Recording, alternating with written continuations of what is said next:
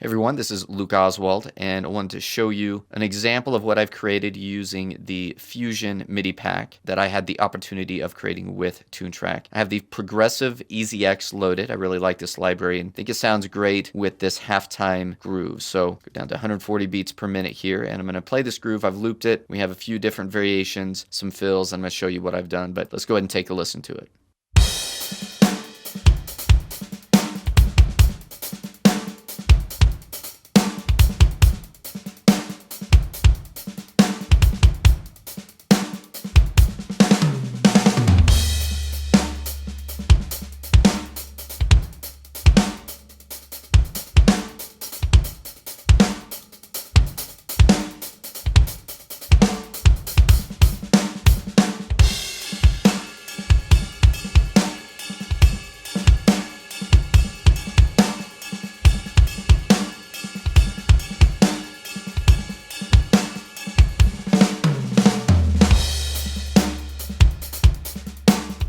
All right, so we can go into the song creator and I can right click, go to find, show in browser, and it will show the grooves that I use. This is variation number 4 from the halftime Fusion song.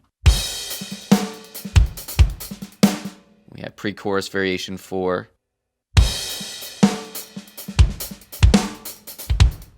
And we have chorus number 4.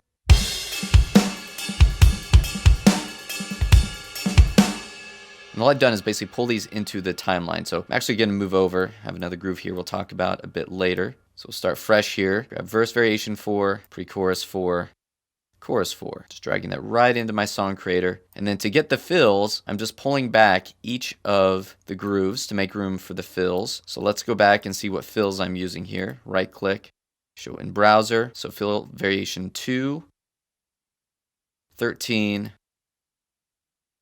and 12. 2, 13, and 12. So if we move over, you can grab those fills. Here's 2.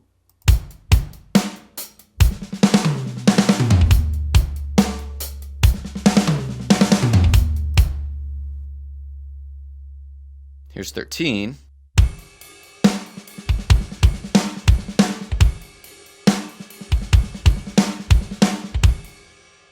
ahead and pull that in, and here's 12.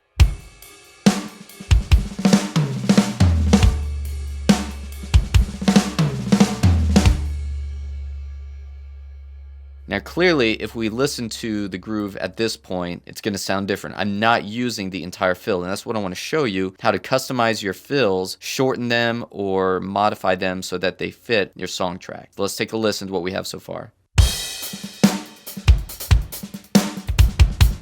And I'll just go through each little section so we're not listening to the whole thing.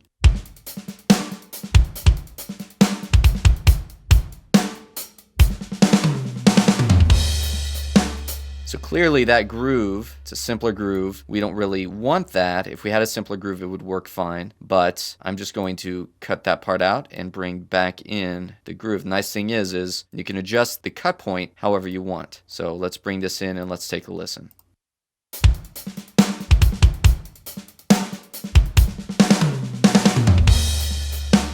That works for me. We'll move on. Take a listen here. It's going to be a couple issues already. I know that I'm not going to want the groove in there because I just want the fill. And we're dealing with the ride cymbal in this fill. But this groove uses the hi-hat. So we'll address both those problems.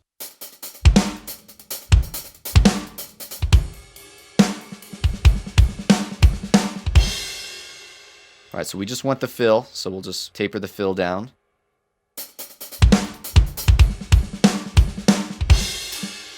Now what we can do is double click, go into edit play style, and take the power hand, just move it over to the hi-hat. Simple as that. Now the groove is using hi-hats on those accents, which will fit our groove.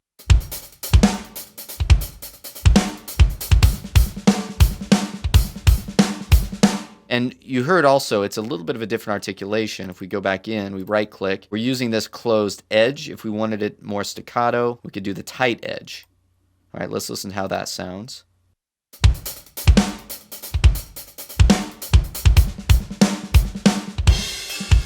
And that actually fits exactly with the groove that I already have here. But I actually like it better as a fill with this closed edge articulation. It's a little bit more open sounding with this groove.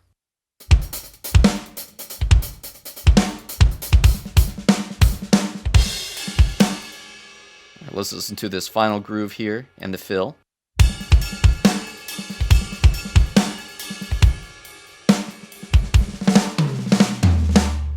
Alright, we just want the fill once again, so I'm just going to taper that back. We'll bring the groove over, and we need a downbeat as well. So right now, we don't have any crash cymbal on 1. Now if we just loop this groove, that's not a problem.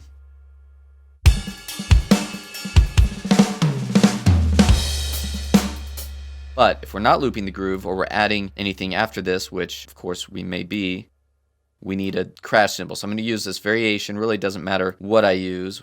We'll just bring this in, and I just need a crash cymbal and a kick. So we'll zoom in, and we'll just bring this all the way in so that that's all I have is a crash cymbal and a kick drum. Let's take a listen. So that will work. So now let's go ahead and take a listen to our entire groove that we've created now that we've modified the drum fills.